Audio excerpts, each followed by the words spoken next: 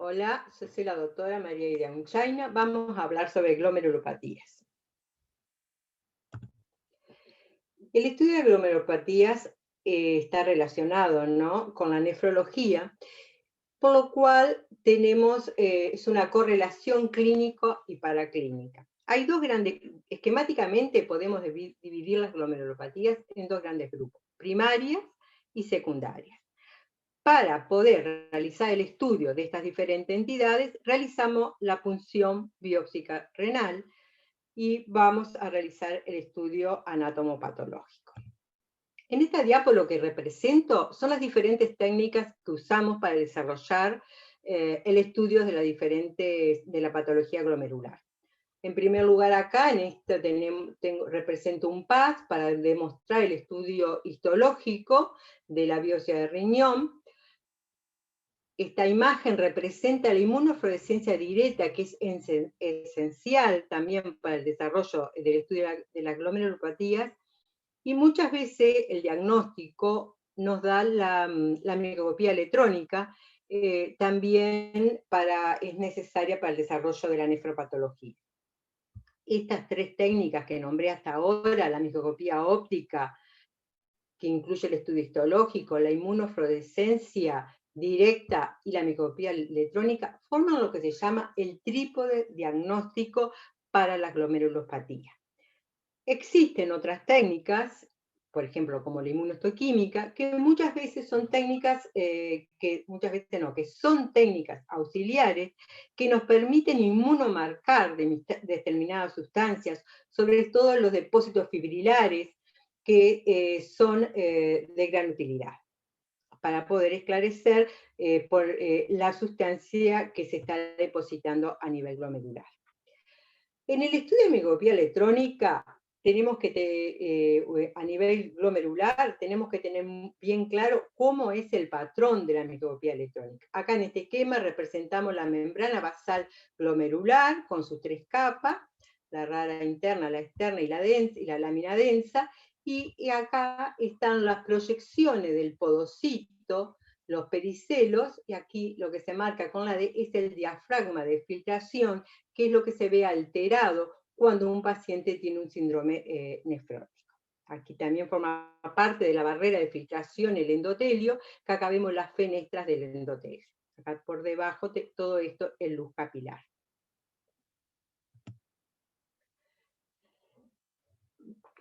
Para el diagnóstico de estas enfermedades dijimos entonces que teníamos este trípode de diagnóstico: óptico, inmunofluorescencia y electrónica. Dentro de la microscopía óptica en patología renal siempre tenemos que desarrollar estas diferentes técnicas: una hematocilina de bocina, un PAS, tricrómico de Mason y metenamina argéntica. De inmunofluorescencia directa realizamos inmunoglobulinas, IgA, IgG, IgM, fracciones de complemento C1Q, C3, fibrinógeno y cadenas livianas kappa y lambda. Esto es rutina, en todas las biopsias tenemos que realizar estos estudios para poder así arribar al diagnóstico. El rojo Congo es una técnica que se usa, que es para sustancia amiloide, que también es casi una rutina en el manejo de la biopsia renal. Aparte, como ya mencioné, la microscopía electrónica, que también es en el Hospital de Clínicas, es el único lugar en el país donde se realiza de rutina, pero cada vez a nivel mundial hay mayor tendencia a desarrollar o poder desarrollar el estudio de microscopía electrónica de rutina dentro de la patología renal. Los depósitos de inmunofluorescencia directa vamos a ver que son depósitos capilares o mesangiales. A su vez, los depósitos capilares pueden ser granulares o lineales. En este esquema traté de representar, es un esquema tratando de representar cómo vemos el glomérulo. El glomérulo es un ovillo capilar, que sería lo que está representado acá, rodeado de una cápsula, la cápsula de Bowman, que es la continuación de la membrana basal tubular de los túbulos, y tiene claramente dos polos, el polo tubular y el polo vascular.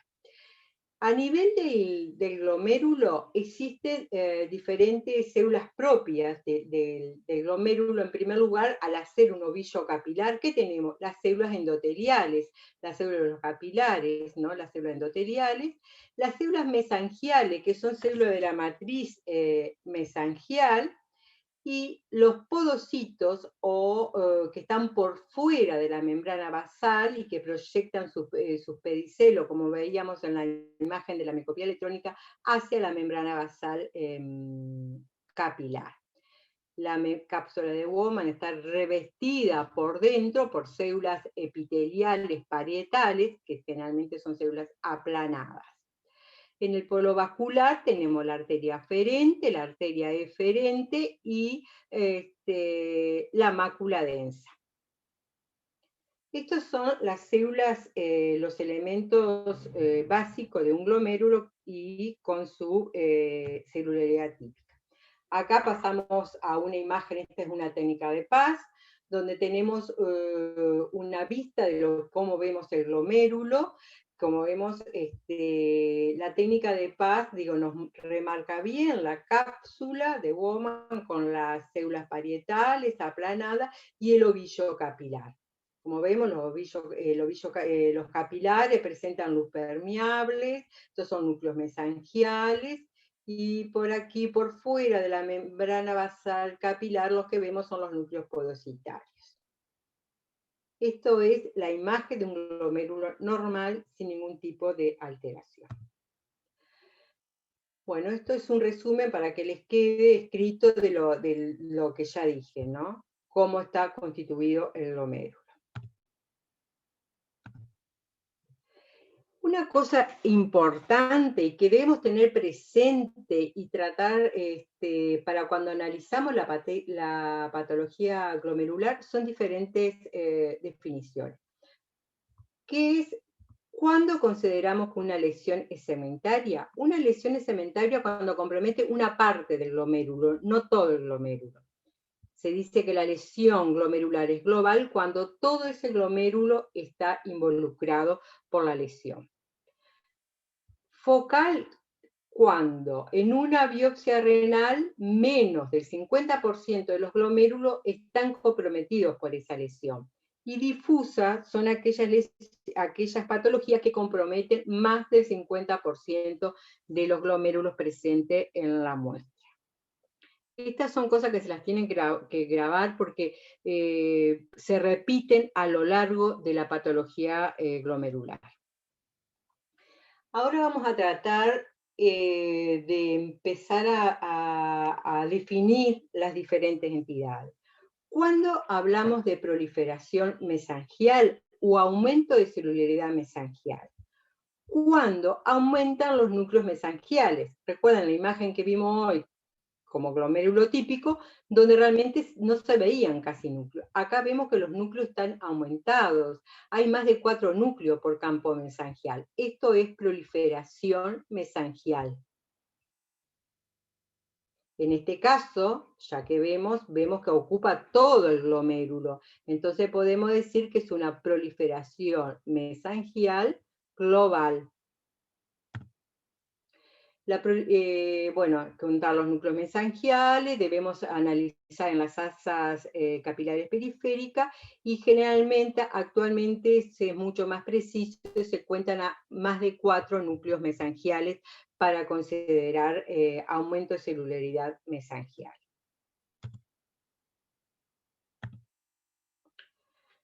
Proliferación o aumento de celularidad endocapilar. Como lo dice su palabra, es endocapilar, es por dentro de la luz capilar. Como ven, esta luz capilar está ocupada por polimorfos, acá hay polimorfos, células endoteliales y otras células. La proliferación endocapilar puede estar formada, como vemos en este caso, por polimorfo, también forma parte de la proliferación endocapilar núcleos mesangiales, y células endoteliales. Como vemos acá, en este sector hay aumento, están las luces ocluidas por núcleo, pero hay lugares donde las luces no están ocluidas por núcleo. Este es un ejemplo, a su vez, de proliferación endocapilar segmentaria. ¿Por qué? Porque compromete segmento del ovillo capilar o del glomérulo y no todo. Bueno, recalcando lo segmentario, cuando menos del 50 de las luces están involucradas, y global, cuando más del 50% del ovillo capilar está comprometido. Proliferación extracapilar. La proliferación extracapilar vemos que no vemos espacio urinario, que está completamente ocupado por, en este caso, por células.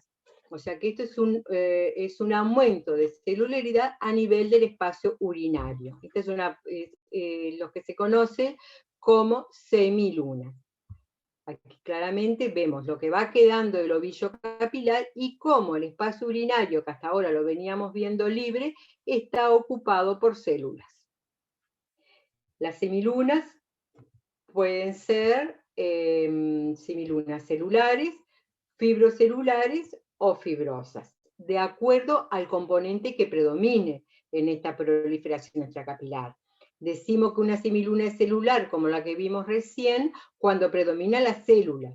Si hay miti de célula fibrosa, sería fibrocelular. Tanto las semilunas celulares y fibrocelulares se consideran agudas. Cuando una semiluna predomina los fibrosos, la fibrosis es una semiluna fibrosa y ya es un elemento de cronicidad de la patología.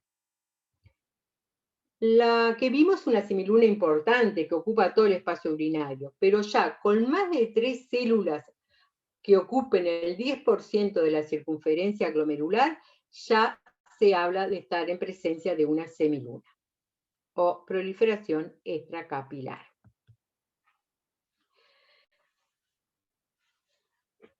Para poder realizar un correcto estudio en la biopsia de riñón, debe tener al menos de 8 a 10 glomérulos como mínimo, si bien en esas lesiones que hablamos que no involucren a todos los glomérulos, ni involucran todo el glomérulo, debemos contar al menos con 25 glomérulos para poder descartar entidades. Ahora vamos a pasar a hacer una breve reseña de las glomerulopatías más frecuentes o lo que más frecuente. Bueno, este es el esquema que habíamos visto del glomérulo. Estamos presentes a una glomerulopatía lesión glomerular mínima. La lesión glomerular mínima, como lo dice su nombre, histológicamente no tiene alteraciones. No vemos alteraciones, esta imagen, este esquema, evoca al que vimos como imagen de glomérulo normal. Es una glomerulopatía idiopática, o sea, no tiene una causa, se presenta con un síndrome nefrótico importante, y como ya dije, las alteraciones, tanto a nivel de la microscopía óptica como de la inmunofluorescencia, son alteraciones mínimas o ausentes, y el que hace el diagnóstico de la microscopía, de la parte de la morfología de la lesión glomerular mínima, es el microscopio electrónico, donde observamos un borramiento difuso de los pedicelos. Forma parte de la lesión glomerular mínima, junto con la escleroalinosis cementaria y focal y la glomerulopatía membranosa, de las llamadas podocitopatías. ¿Por qué? Porque el daño a nivel del glomérulo está sobre todo a nivel del podocito, a nivel de la barrera de filtración. Los glomérulos, lo que vemos, lo que se observa en la microscopía óptica, son glomérulos con ovillo capilar desplegado, sin ningún aumento de la celularidad. Puede haber un leve aumento de mesangial, pero no tienen aumento de celularidad. Las membranas basales capilares son normales, no presentan alteraciones ópticas. Aquí tenemos un PAS, donde observamos el ovillo capilar desplegado, luces permeable, como ya vimos, como ven claramente no hay un aumento de la celularidad endocapilar, ni mesangial, ni extracapilar. La inmunofluorescencia no presenta depósito, y la microscopía electrónica, nos vamos a ubicar, acá tenemos un capilar, y como ven, miren acá, el podocito ha perdido los pedicelos, y se ven la fusión de estos pedicelos, de estas proyecciones, o sea, lo que impide la correcta, impide el correcto filtrado a nivel de la barrera de filtración. O sea, hay una pérdida del patrón pedicelar podocitario. Aquí a mayor aumento, ven la membrana basal, y ven acá cómo se van fusionando los pedicelos y dan estas imágenes de aplanamiento sobre la parte externa de la membrana basal capilar. O sea, hay una pérdida de los pedicelos, se habla de fusión podocitaria. En la lesión glomerular mínima, esta fusión podocitaria es mayor al 80%. Generalmente en la lesión glomerular mínima llegamos a ver un 100% de fusión podocitaria. La otra, la lección que vamos a ver ahora es la esclerohialinosis cementarifocal. La esclerohialinosis cementarifocal forma parte de este grupo, del grupo de las podocitopatías, y es un diagnóstico diferencial de la lesión glomerular mínima. ¿Por qué? Porque, como lo dice su nombre, presenta lesiones de esclerosis segmentaria y focal. ¿Por qué segmentaria? Porque no ocupan todo el glomérulo, ocupan un sector del glomérulo. Y focal porque menos del 50% de los glomérulos están afectados. También se manifiesta desde el punto de vista clínico con un síndrome nefrótico y con hipertensión. Como ven, la lesión glomerular mínima también tenía un síndrome nefrótico. Y si nosotros tenemos una biopsia de riñón donde tenemos 10 glomérulos y ninguno de esos glomérulos presenta alteraciones desde el punto de vista óptico, ahí desde el punto de vista morfológico no sabemos si podemos estar en presencia de una lesión glomerular mínima o de una esclerohialinosis. Por eso, actualmente, estas dos entidades, desde el punto de vista morfológico óptico, se diagnostican bajo el nombre de podocitopatía. Y el que va a realizar el diagnóstico diferencial es la microscopía electrónica. Lo que vemos a nivel de la microscopía óptica en la esclerohialinosis cementarifocal son elementos de fibrosis o de hialinosis del sector del ovillo capilar. Estos elementos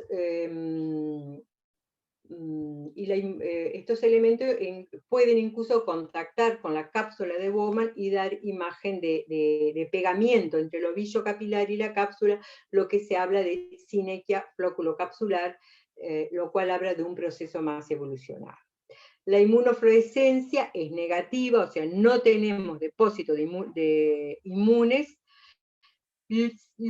Podemos ver depósitos de IgM o C3, que son depósitos gruesos, que se ven a nivel de las áreas de fibrosis del glomérulo, por lo cual se considera que son depósitos por atrapamiento. La microscopía electrónica muestra una fusión podocitaria en aproximadamente 50-60% del ovillo capilar. Se han tratado de clasificar para los diferentes tipos de esclerohialinosis, y la que más frecuentemente vemos, y lo que es la NOS, que es la lesión de esclerosis que se dispone al azar, sin ningún patrón típico a nivel del ovillo capilar. La lesión tipo TIP es cuando esta esclerosis está a nivel del polo vascular, del polo tubular. Generalmente allí vemos la fibrosis, la hialinosis, generalmente en ese sector vemos presencia de macrófagos, que es el comienzo del foco de esclerosis, e incluso podemos ver cómo el ovillo capilar a veces se hernia hacia el túbulo. Es importante porque la lesión TIP generalmente tiene como una evolución mejor que el resto de los subtipos. La periliar es cuando esta adhesión o esta fibrosis está a nivel del hilio vascular. La celular es una proliferación endocapilar muy importante, y a su vez esos podocitos tan hipertróficos, hiperplásticos, que pueden simular una semiluna. Por eso es que hay que distinguir bien cuando estamos en presencia de un paciente que tiene un síndrome nefrótico con hipertensión, que su función renal está dentro de los parámetros habituales, no a sobrediagnosticar proliferación extracapilar. Y en la colapsante, como lo dice su nombre, hay una retracción del ovillo capilar y una hipercelularidad de podocitos. La colapsante es de muy mal pronóstico, incluso hay tendencia a sacarla dentro de la clasificación de la esclerohialinosis cementaria y focal y catalogarla como una entidad per sí, porque tiene realmente una evolución muy diferente al resto de la esclerohialinosis. Esta es una imagen, es un glomérulo donde observamos como hay pérdida, o sea, las luces capilares están obstruidas por fibrosis. Acá vemos una colagenización de la cápsula, y como si hay fibrosis entre el ovillo capilar y la cápsula, es una imagen de sinequia.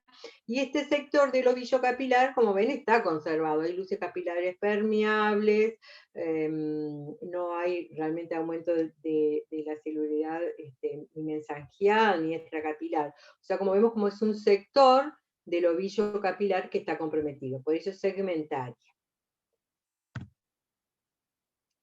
Bueno, esto ya lo dijimos. Acá hay un ejemplo de la lesión TIP, como ven acá está el túbulo y vemos cómo se proyecta el ovillo hacia el túbulo.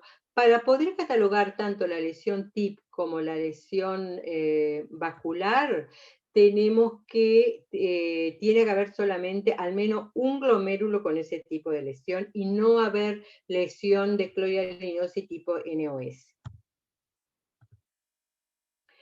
De la imagen de la colapsante, lo que decía, este colapso de la luz capilar y con todos los podocitos hipertróficos hiperplásicos. Fue descrita en el HIV principalmente y después se vio en otras entidades y ya está asociado con drogas. Bueno, ahora vamos a hacer una reseña sobre la glomopatía membranosa. La glomopatía membranosa, que también se presenta con síndrome nefrótico, que también forma parte del grupo de las podocitopatías que venimos mencionando, pero morfológicamente es muy diferente tanto a la lesión glomerular mínima como a la esclerohialinosis cementaria focal. Es una enfermedad que se produce por depósitos autoinmunes, depósitos in situ a nivel de la membrana basal capilar. Estos depósitos son complejos inmunes que están en la vertiente epitelial de la membrana basal capilar, o subepiteliales. Tienen también la presentación, como dijimos, de síndrome nefrótico, pueden tener hematuria, y esto en casos muy avanzados puede haber trombosis de la vena renal. La micropía óptica presenta un aspecto muy característico. Aquí lo que vamos a valorar es la presencia de las membranas basales capilares, gruesas, marcadas a lápiz, irregulares, y con la inmunofluorescencia vamos a ver depósitos capilares, y estos depósitos en una membranosa primaria o idiopática van a ser exclusivamente de IgG. La microscopía electrónica lo que nos va a permitir es topografiar correctamente estos depósitos en la vertiente subepitelial, y actualmente también realizamos el marcaje con PLA2R, que es un anticuerpo, para distinguir entre membranosas primaria y membranosa secundaria. El PLA2R se expresa en el 90% de las membranosas primarias.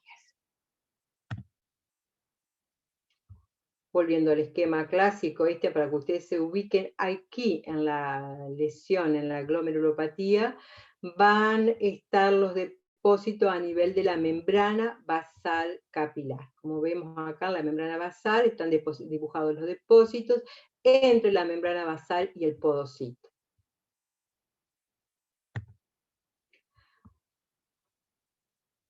Existen diferentes estadios de la membranosa, desde un estadio incipiente, donde la microscopía óptica no nos puede mostrar alteraciones. Podemos ver glomérulo con ovillo capilar desplegado, membrana basal delgada, y la que nos hace el diagnóstico es la inmunofluorescencia con la presencia de depósitos de IgG.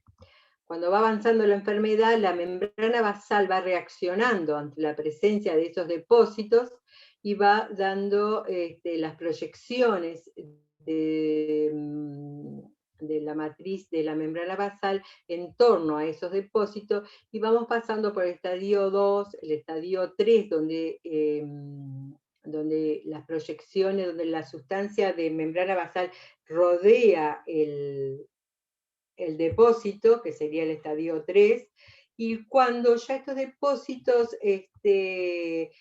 no se ven, que ya están absorbidos por la membrana basal, que está gruesa, que en la cual prima el colágeno, y vemos un estadio 4 de la nefropatía membranosa.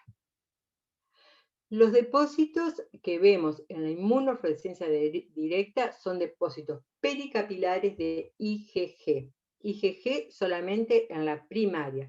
Después vamos a ver que pueden existir membranosa secundaria y va a haber otro tipo de depósitos, pero la IgG siempre debe estar presente.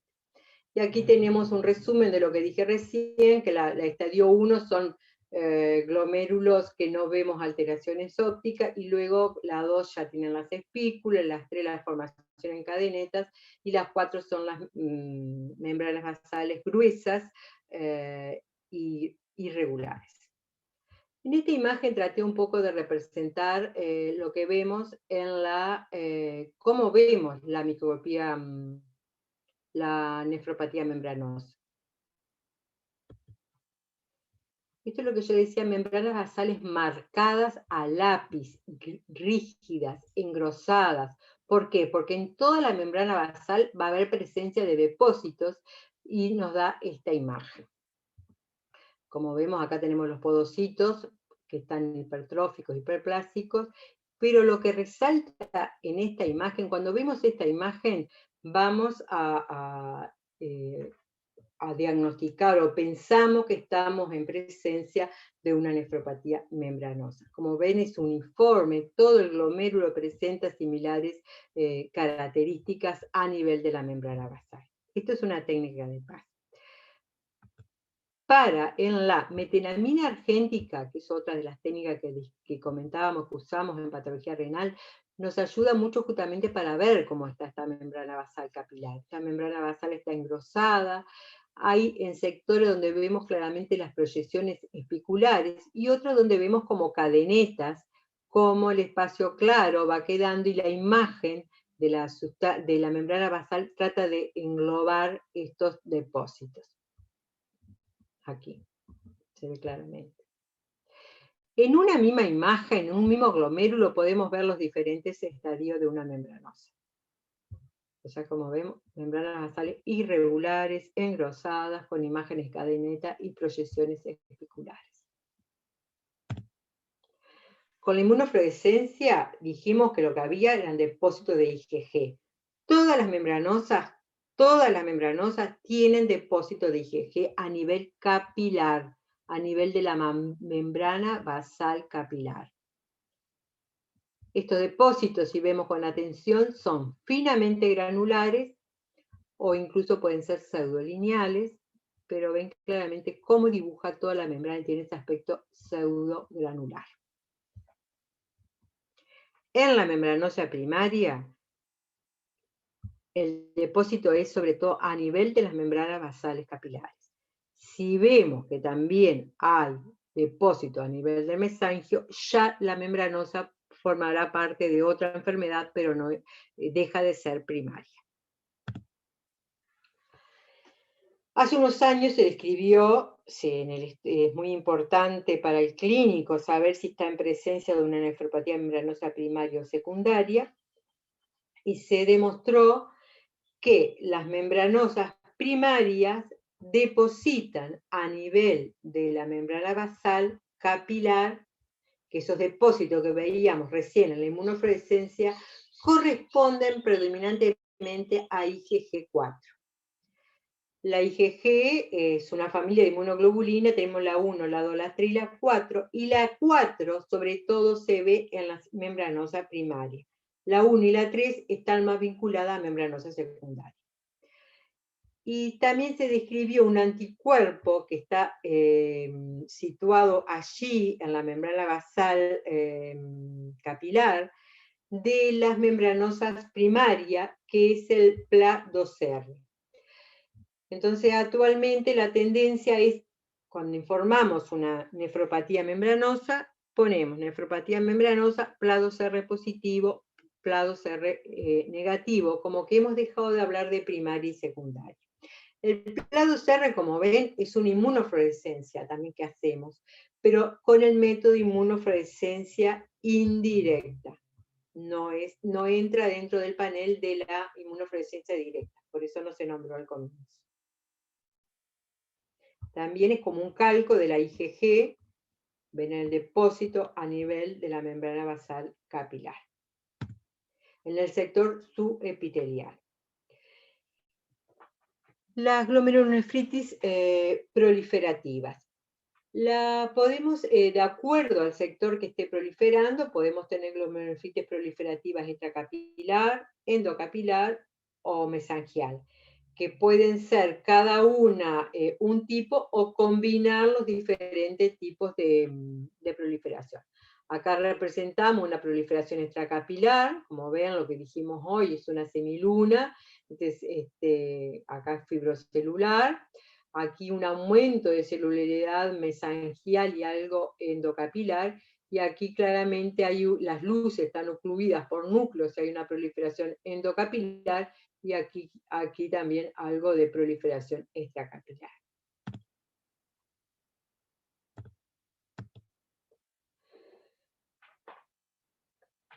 Para analizar ahora los diferentes elementos, patrones proliferativos, tenemos la que antes se hablaba de glomerulopatía membranoproliferativa. En la actualidad no hablamos más de glomerulopatía o glomerulonefritis membranoproliferativo. Lo membranoproliferativo hoy se considera un patrón morfológico,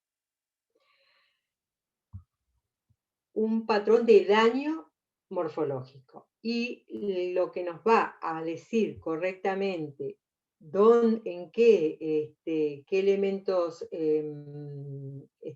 cuál es la entidad, es la microscopía, la topografía de los depósitos y el tipo de depósitos, o sea que son técnicas fundamentales, la inmunofluorescencia y la microscopía electrónica.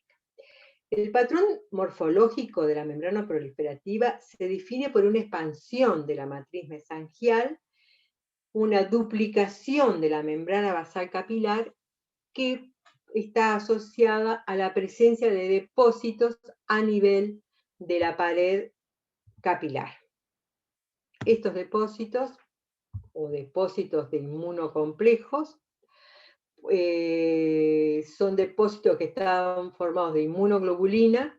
Generalmente las que predominan son la IgG y la IgM y complemento. Se ve en esta glomerulopatía con patrón membrano proliferativo secundario a infecciones, tanto a hepatitis, a HIV o a enfermedades autoinmunes como por ejemplo el lupus, a enfermedades monoclonales, gamapatías monoclonales como enfermedades por depósitos de cadenas livianas, y la vedette actual de las membranas proliferativas es la enfermedad por depósitos de C3. Aquí tratamos un poco de resumir lo que venimos viendo hasta ahora. Ven que en la membrana proliferativa hay como una acentuación del patrón lobular del ovillo capilar, de ahí el nombre de membrano, aumenta la matriz mesangial y acentúa el aspecto lobulado. Proliferativo, ¿por qué? Porque hay un aumento de núcleos. Un aumento de núcleos a nivel endocapilar, sobre todo, y también algo mesangial, que también colabora en la acentuación del patrón lobular del ovillo capilar. Cuando vamos a la metenamina argéntica, ¿qué vemos? Estas imágenes de doble contorno. Vemos las imágenes de doble contorno, que son característicos que se ven en el patrón membrano proliferativo, el más o el menor grado de acuerdo a la entidad, y que se debe a la interposición, ya sea de matriz mesangial o la presencia de depósitos subendoteliales a nivel de la luz capilar. Aquí a mayor aumento, aquí claramente se ve una imagen de doble contorno con la presencia débilmente se ve coloreado el depósito. Como ven, las imágenes son abundantes y hay luces que están completamente ocluidas por núcleos, o sea que está proliferando y a su vez hay un aumento de la membrana basal, de la sustancia símil membrana basal. En la lesión membranoproliferativa, la presencia de los depósitos es por debajo de la membrana basal capilar, son depósitos subendoteliales. Esto lo vemos con la microscopía electrónica, que lamentablemente no está constatado en el teórico. La glomerulonefritis proliferativa extracapilar, recuerdan, es la presencia, son aquellas glomerulopatías en la cual más del 50% de los glomérulos presentan proliferación extracapilar, o sea, fibriluna, o sea, semilunas. Esta proliferación extracapilar, pues estas semilunas pueden ser celulares, fibrocelulares o combinación de ambas.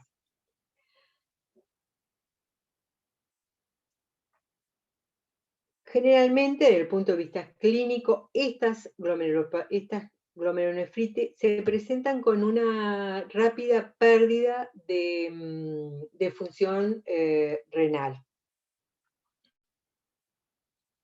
Y bueno, en cuanto al perfil que obtenemos en la inmunofluorescencia, podemos tener varios perfiles. En primer lugar, podemos tener una inmunofluorescencia negativa, o sea, no podemos tener la presencia de ningún tipo de depósitos, ni de inmunoglobulinas ni de complemento. Esto generalmente se asocia a la presencia de vasculitis pauciinmune, que pueden estar o no asociadas a los ANCA. Generalmente las vasculitis pauciinmune están asociadas a anticuerpos ANCA. Estos puede tener un patrón de depósitos, la inmunofluorescencia de depósitos lineales. Estos depósitos lineales generalmente corresponden a IgG, y generalmente en la clínica tenemos un síndrome pulmón-riñón y están vinculados al Goodpasture o conocido como vasculitis antimembrana basal. Y el depósito que vemos allí son depósitos de IgG.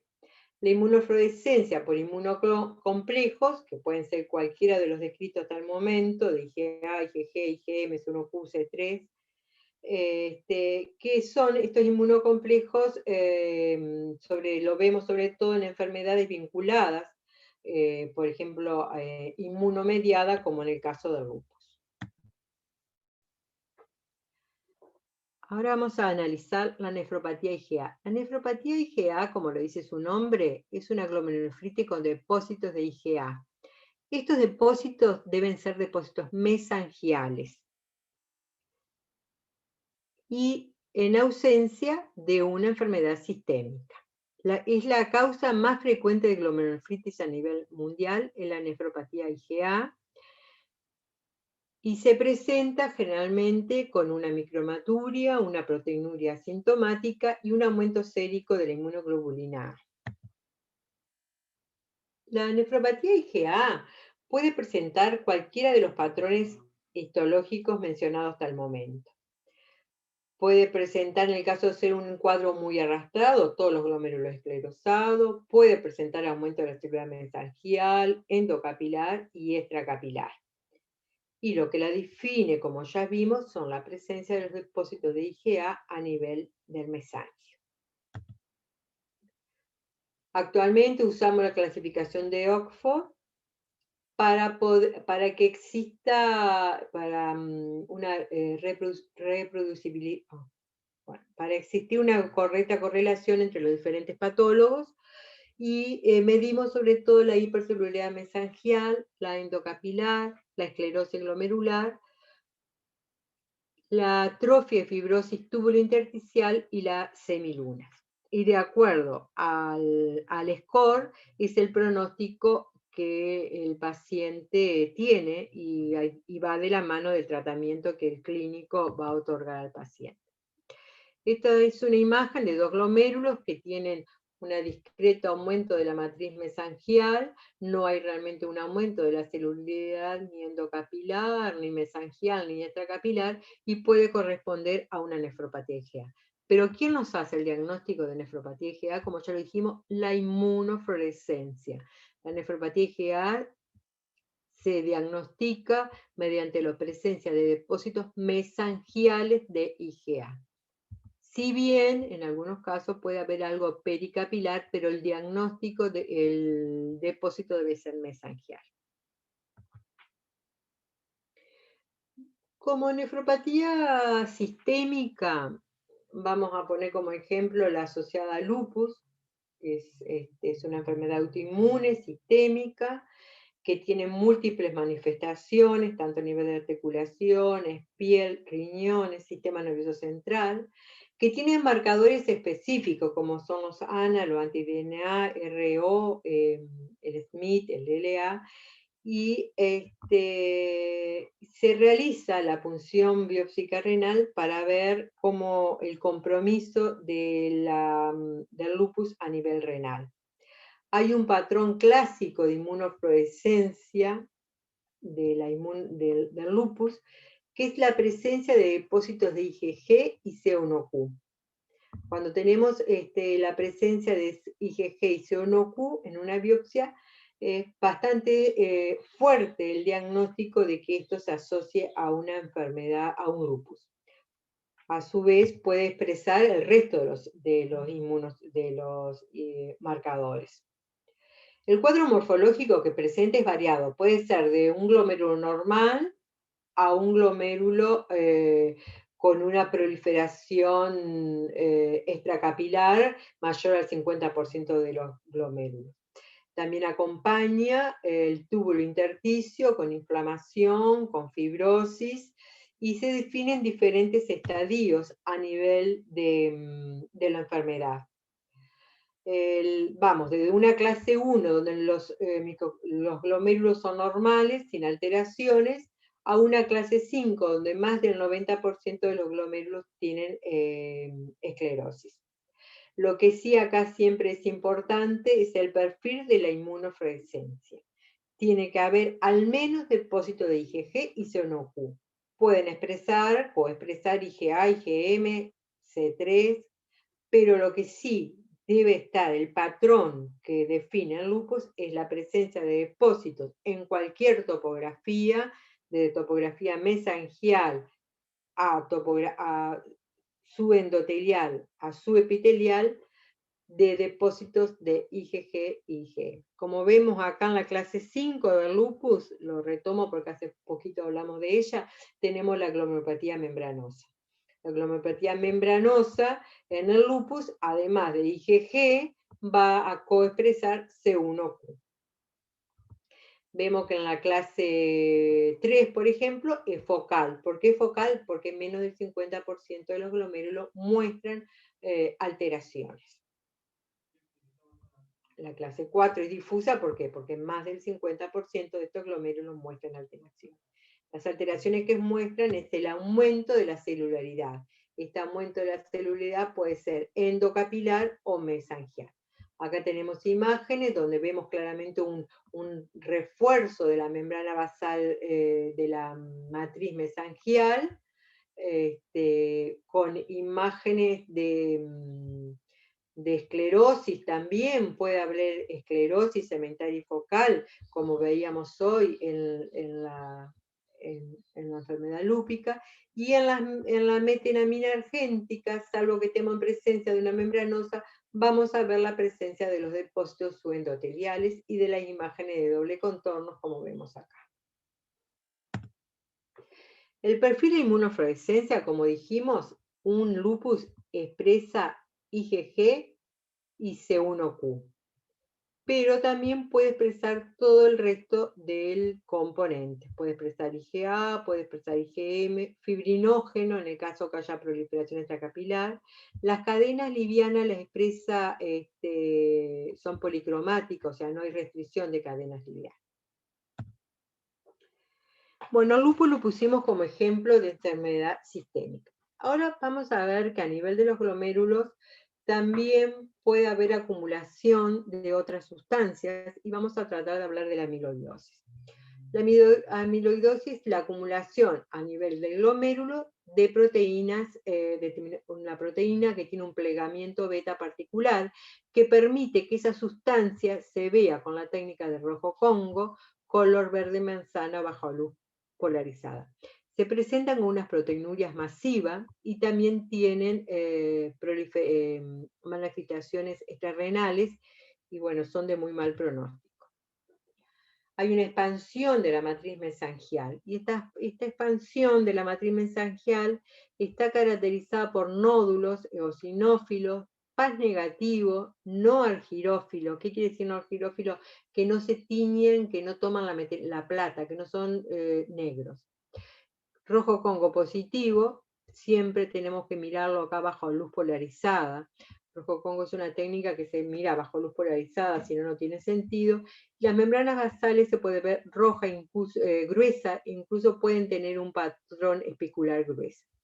Y la microscopía electrónica muestra un aspecto particular que ahora vamos a pasar a ver. Como ven, acá tenemos glomérulos, miren acá, con un patrón nodular, son nódulos, esto es una hematoxina eosina, débilmente eosinófilos, Paz negativos. Como vemos, el glomérulo ha perdido toda su estructura en estas imágenes. Cuando realizamos la técnica de rojo Congo, vemos que esta sustancia es congófila, que dice que toma este color rojo-naranja, y mirado bajo luz polarizada presenta ese aspecto verde, verde manzana, que ahora en otra diapo vemos. Actualmente existe la presencia de un anticuerpo para amiloide tipo AA. La amiloidosis, existen muchos tipos de amiloidosis. Lo que nosotros más frecuentemente vamos a ver es la amiloidosis vinculada a situaciones de inflamación o enfermedades crónicas, que es la amiloidosis tipo AA. Y para este amiloide tenemos un anticuerpo que lo ponemos por inmunohistoquímica, que nos marca la sustancia amiloide. Y nos quedamos tranquilos que estamos frente a una amiloidosis tipo AA, secundaria generalmente una artritis reumatoide, un cuadro inflamatorio de larga data. Cuando esto es el rojo, la sustancia amiloide vista bajo luz polarizada. Vemos este aspecto acá, brillante, estos son vasos, no es el glomérulo, con este aspecto de verde manzana. Es muy difícil poder fotografiar el amiloide bajo luz polarizada. Bueno, aquí con buena voluntad ustedes ven el color verde manzana. Lo amarillo es colágeno, no es amiloide. La microscopía electrónica muestra un patrón fibrilar y las fibrillas del amiloide se disponen al azar, o sea, no tienen un orden particular, y van entre 0,8, 0,6 hasta 12 nanómetros de diámetro. Este es el gran gran capítulo, las enfermedades fibrilares, del cual nosotros vamos a tratar solo y vamos a ver la amiloidosis. El otro gran tipo de amiloide que nosotros vamos a ver, que en la clínica que más se ve, es la amiloide vinculada a enfermedades de cadenas livianas, es la amiloidosis AL. Allí el anticuerpo que vimos recién, AA, nos va a dar negativo. Después tenemos otra entidad dentro de las glomerulopatías nodulares del mesangio. Nos pareció importante hacer una reseña sobre la nefropatía diabética, porque es una glomerulopatía que se ve en el país. La glomerulopatía diabética puede ser causa tanto de la diabetes tipo 1 como de la tipo 2. Generalmente la alteración a nivel renal se ve cuando el paciente tiene una historia de una diabetes mal controlada o no controlada, mayor a 10 años, es cuando empieza el daño del capilar a nivel glomerular. Vemos un engrosamiento de la membrana basal capilar con una expansión de la matriz nodular mesangial, una repercusión a nivel del polo vascular, y en la inmunofluorescencia aquí no es necesario, no es imprescindible poder hacer la inmunofluorescencia para hacer el diagnóstico, pero hay depósitos lineales tanto de IgG como de albúmina. Los nódulos de la nefropatía diabética son nódulos acelulares. Estos nódulos son Paz positivos. Tienen generalmente este patrón de núcleos dispuestos en la periferia del nódulo. Vemos acá, con la metelamina argéntica, vemos el laminado negro, que a diferencia del amiloide que no presentaba en la nefropatía diabética, sí, son nódulos que tienen una laminación negra por presencia de argirofilia. Como vemos, son nódulos que tienen mucho contenido de colágeno, por eso los vemos muy azules a nivel del triclónico. Bueno. Un elemento que nos ayuda muchas veces a distinguir, pero que no siempre lo vemos en la nefropatía diabética de la amiloidosis, es que en la nefropatía diabética podemos ver acúmulo de células de lípidos a nivel de los nódulos.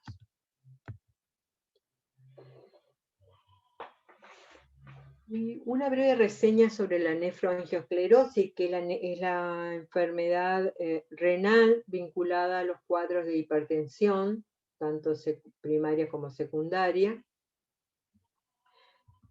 Vamos a ver sobre todo una hialinosis intimal, una fibrosis arteriolar, un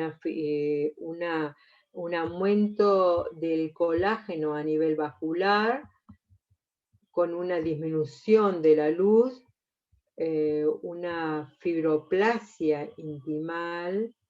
Como ven, lo que está primando es la imagen, la presencia de colágeno a nivel de la luz vascular y una disminución de la luz. Esto generalmente se acompaña con glomérulos esclerosados. Esto no tiene un perfil de inmunofluorescencia particular. Bueno, si bien fue una charla corta, traté de resumir los elementos más importantes que ustedes se van a encontrar en la clínica y que les va a llevar a entender o comenzar a entender la patología vinculada a los glomérulos. Espero haber sido clara y bueno, suerte y nos vemos. Muchas gracias.